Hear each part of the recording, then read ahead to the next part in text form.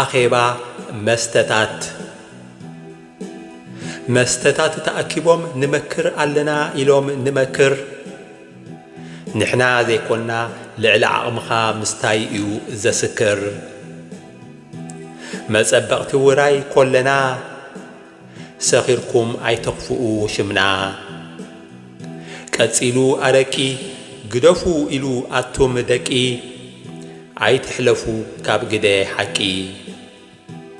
ሓቅኻ ኢልዎ ቢራ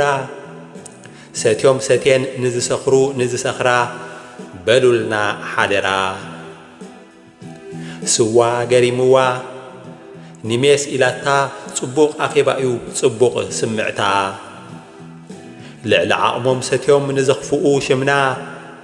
ከነስምዖም ኣለና ሓቢርና ቤርሙጥ ደጊፍዎ ነቲ ኣኼባ ጅን ደጊፍዎ ነቲ ኣኼባ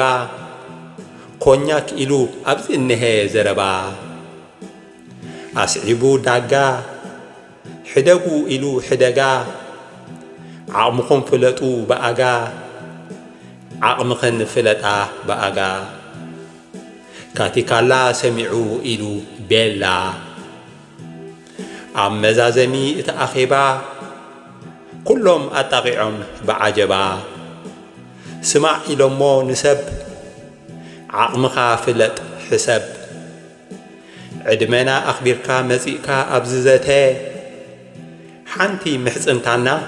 ዓቕምኻ ስተ ንሕና ዕላማና ከነጸብቕ ስርዓት ተሰኺርካ ናትካ እዩ እቲ ጥፍኣት